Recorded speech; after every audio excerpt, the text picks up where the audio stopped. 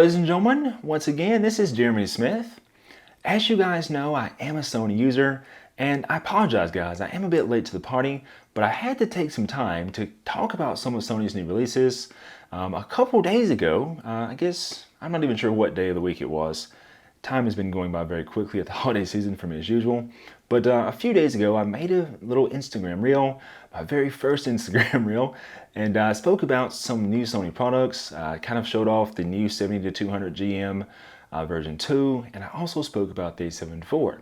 Now, bear with me a bit longer. The 70-200 2.8 lens review is coming. I am doing testing, but I did want to take a little bit of time to talk about the A7IV.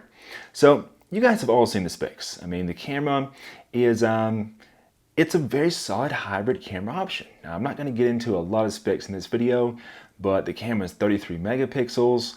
It does have that flip out screen. Basically, it uses a body that looks like Sony's 4th generation body design. So basically think, A7S III, think A1, think A7R4. If you've held those cameras, that's basically what this camera looks like. They've kind of changed up a couple little things that we'll speak about, but basically it's that same exact body design. Now, we are going to get into the specs and testing whenever I get the camera to actually test for a longer period of time, but I wanted to hit some things, some high points if you will. One of the biggest things that stuck out to me on the spec sheet is that this camera does have something called focus breathing compensation. Now, if you guys have been following the channel for a little while, you know that I've spoke about a lot of the new Sony lenses. We just spoke about the 35 1.4 G Master compared to the Sigma 35 1.4 DGDN, and that 35 1.4 G Master is as optically excellent as it is. It does have some focus breathing. So does Sony's new 51.2 G Master.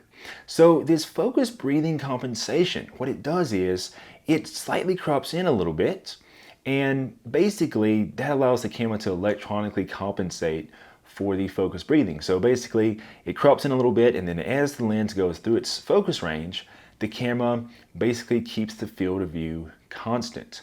And this is something that I expect to see. I would not be surprised at all to see this on some of Sony's other bodies, in a firmware update. I could definitely see this coming to the A1.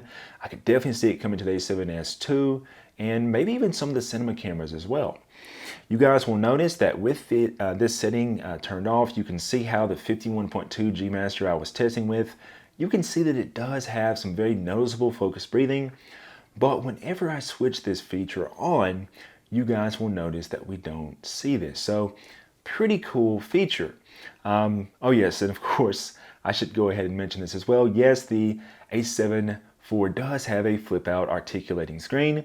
So this definitely cements it squarely in the hybrid camera range. Sony, they feel that cameras like the A1, which is what I'm currently filming this video with, they feel that that camera is more of a stills camera. So it has all these video capabilities, but no flipping, articulating type screen. But on their hybrid bodies or their video-centric bodies, they do put that screen on there, and this A7IV is no exception.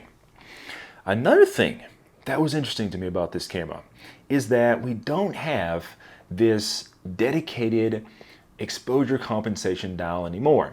Basically, every other Sony body has an exposure comp dial that cannot be remapped to anything else. You can't do anything else with it. And in recent bodies, they decided to give us this little lock on it.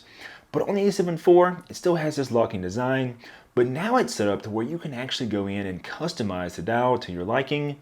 Now, one thing that I was a little saddened to see is that you can't really program this dial to many functions.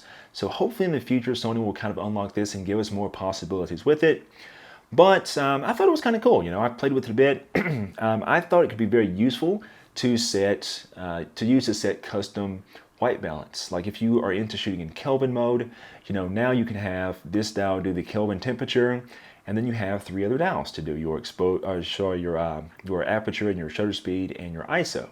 So if you're a wedding shooter, that could be something very, very useful. And the last thing, at least the last physical thing that I noticed that I wanted to speak of, was this new little switch you have just below the mode dial. Now, in Sony's previous camera bodies, we didn't really have the ability to really like keep the exposure modes separate from the still shooting modes, if you will. So like, are the video shooting modes. So like a lot of times you had to, if you wanted to do like video mode, you had to go over to video mode, and then you had to change your exposure mode within the video mode. And it was a little confusing. But on this new camera, we just have our PS, A, and M on the dial, and then we have a separate switch to go between our still mode, our video mode, as well as our S and Q. So very cool setup. My Sony rep Josh told me some cool things about this and how it can be used in combination with Sony's preset custom banks as well. So instead of me repeating all that, I'm going to just let you guys see what Josh told me about that. So you have that new dial, switching between photo, video, and even slow motion without having to, utilize switch from the top. So if I stay in manual and I have photo to video, I can keep my exposure settings the same, right? Okay. Or you can have it be different because you can isolate that.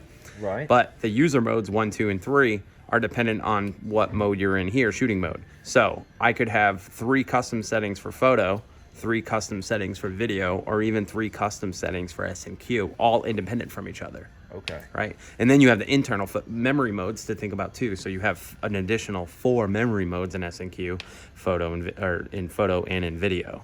So there's like 21 literal different custom settings that you can have. Gotcha. Right. Okay, cool. So yeah, thanks Josh for telling me that. Yeah, it's definitely easier than me repeating it all. So really cool feature there. And the last thing I noticed in this camera is that Sony, they've, thanks to the pandemic, if there's been a good thing at all about the pandemic, is that basically every camera manufacturer gave us some type of software program to be able to use our cameras for a webcam. So basically Sony came out with something called Imaging Edge Webcam, and this allows you to take just about any current Sony camera and plug it into the computer, and once you get this software plug-in installed, you can plug in the camera, and then your camera will show up as a webcam. Now, the downside to this is you have to install that little software plug-in, and also you can't run any sound through the camera. But on recent cameras, like the Sony ZV-1, the ZV-E10, as well as I think the A7C just got a firmware update for this as well. On those cameras, you have the ability to just plug the camera in and go into the menu of the camera and set it to be a webcam. You don't have to install any special software. And the A7IV has this ability as well. So hopefully this is something else that we see added to some of the other Sony cameras via firmware update. One thing that we do see that's different on the A7IV in this regard though, is the fact that we can now do this in 4K resolution. So we're not limited to just the lower res modes. We can still do like 1080 at 60, but now there is a 4K at 15 frames per second option. So pretty neat. Anyways, those are just kind of like my initial thoughts and some of the features I thought I would share with you guys. Of course, we're going to do more testing. Please write me in the comments below and let me know what type of testing you'd like to see. As of today, which is December 10th, 2021, there is not any Adobe RAW support for the A7IV. So whenever the updates are applied in the future, we'll certainly be looking at the images of this camera. And of course, I'm going to have to take it into the field and test it. But yes, write me and let me know everything you want me to test. I think this camera looks really, really solid. If you guys haven't had a chance to pre-order this camera yet, I don't do a whole lot of like sponsored types of things on this, but they definitely do help out the channel. So check out the link in the description below with my partner Bedford Camera and Video, and they will actually be happy to have your business. Whenever you check out, use the coupon code THEGREAT, and that actually will let them know that I sent you their way. Anyways guys, until next time, don't forget to like, share, and subscribe. We definitely have a lot of new content coming.